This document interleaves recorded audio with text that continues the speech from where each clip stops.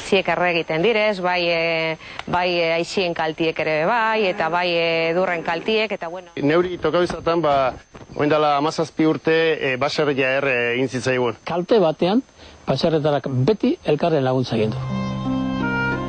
Idatzi gabeko ohitura zaharra da baserritarren artean, ez beharra izaten duenari laguntza ematea.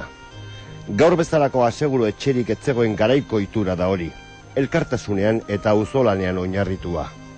Etxe bat arratzen zenean, kanpaia jotzen zen eta dan abiltzen ziren.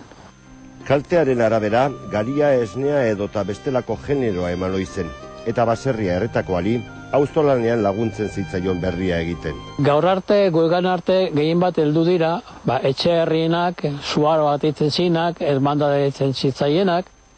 Sustrai berekoak dira oraindik dirauten hilen edo ehorzketako gastuetako laguntza elkarteak, itsasgizonen kofarradiak eta beste hainbat. Gaur egun baserritaren elkar laguntza erakunde hauei Sutearo deitzen zaie. Sutearo da baserri munduan bizigaren entzako, eta, bueno, elkar laguntza bada, danok sozio guztiok, ero bazkide guztiok elkar laguntza bat daukagu. Euskal Herriko leku askotan, nabarmenak dira oraindik aurtengo urte hasieran izandako haizebolada indartsuek eragindako kalteak. Kaltetutako bazkiden artean, 300.000 euro banatu zituen orduan Sutearok.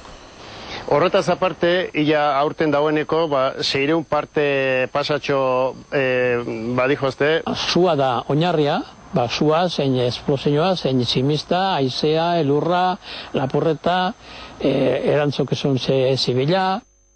Euskal ohitura zaharrean oinarritutako Sutearo erakundearen filosofia, elkar laguntza eta autogestioa da.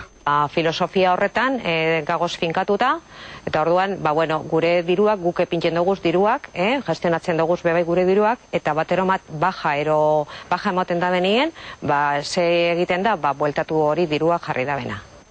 Aseguro etxeekiko beste abantaila bat, eta ez txikiena, ordaindu beharreko diru kopurua. Nik leheno hemen hasi aurretik seguru etxe baten egon izan, esango nuke beste edozein bezala, eta okerra handi gabe esango nuke gaur honen erdi prezion dela. Jose Miel Kepa eta Arantzak buru belarri dihardute ohitura zaharrari eta elkartasunari lotutako lanean. Askoren ustez gero eta individualistago den gure gizarte honetan, bestela pentsatu eta jokatzen dutenak ere badiren erakusle.